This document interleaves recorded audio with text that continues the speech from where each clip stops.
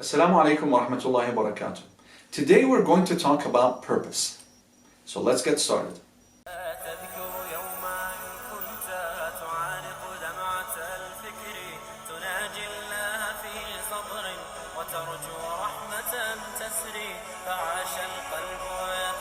What is my purpose in life? Why is it that God created me? Now, I was able to prove that the Creator is unlimited. And that means that He's all perfect, He's flawless. And that means that He's all purposeful, that He's all wise, that He's all just, that He's all knowing.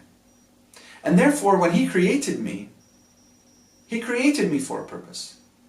So then naturally I'm going to ask, well, what is my purpose in life? Now, I can find out my purpose in life very rationally and quite simply. First of all, I know that my parents, when they brought me to this world, that meant that they had the greatest right upon me, right? Because they fed me and sheltered me and guided me and taught me. And so by priority, He who gave me my parents and gave me all of existence and everything within existence, He has an even greater right upon me. And so just as I would show my parents appreciation, I would seek to please them all the time so that I show them my gratitude, then by priority I must do the same for my Creator. The question is, how am I going to do that? Now, I know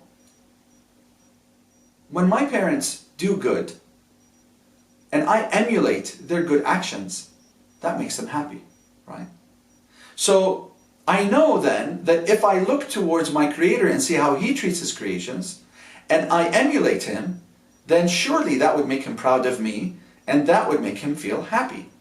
And so when I see Him patient with His creations, tolerant with His creations, when I see Him giving His creations worth and value by bringing them to this world, when I see the Creator giving them time and opportunity, then by priority I must do the same because I'm not better than Allah.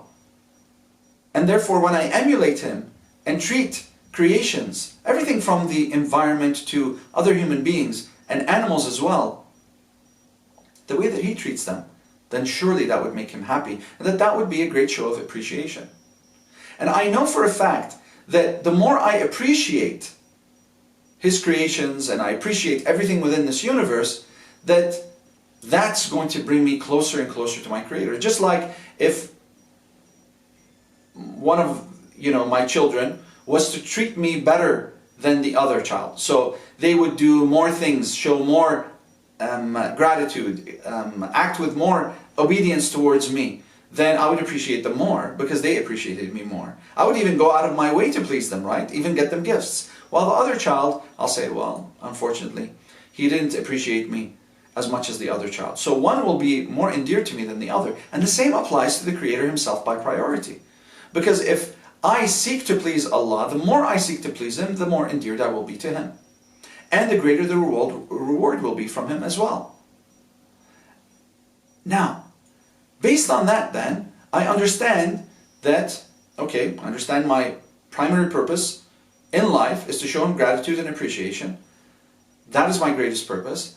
And that the first way that I can do that is by emulating Him, that would make Him proud. And the more I emulate Him, the more I do good, that's going to make Him prouder of me, and therefore He'll reward me.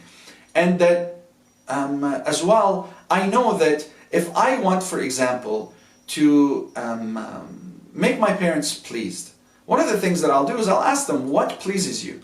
What do you want me to do that's going to make you feel happy? And once I do it, they're ecstatic, right? It's exactly like if I guess my parents' birthday gift versus if I ask them, what would you like for your birthday? And I get them something that they really want. That would be more valuable and much more appreciated by them because I actually asked them. So the next question is, well, how can I ask my Lord? I say, well, God, what is it that you want from me? Right? And that means then that I expect Him to reciprocate, meaning I expect Him to communicate with me just as I communicated with Him. Now, we know that our parents communicate with us all the time. And that it doesn't make sense that they would punish us without telling us what their expectations are of us. And therefore, by priority, my Creator wouldn't punish me unless He tells me exactly what He wants of me. That He wouldn't leave it to chance, because He's all perfect. If He leaves it to chance, then that would be a flaw. And we proved that He's all perfect, which means that He's flawless.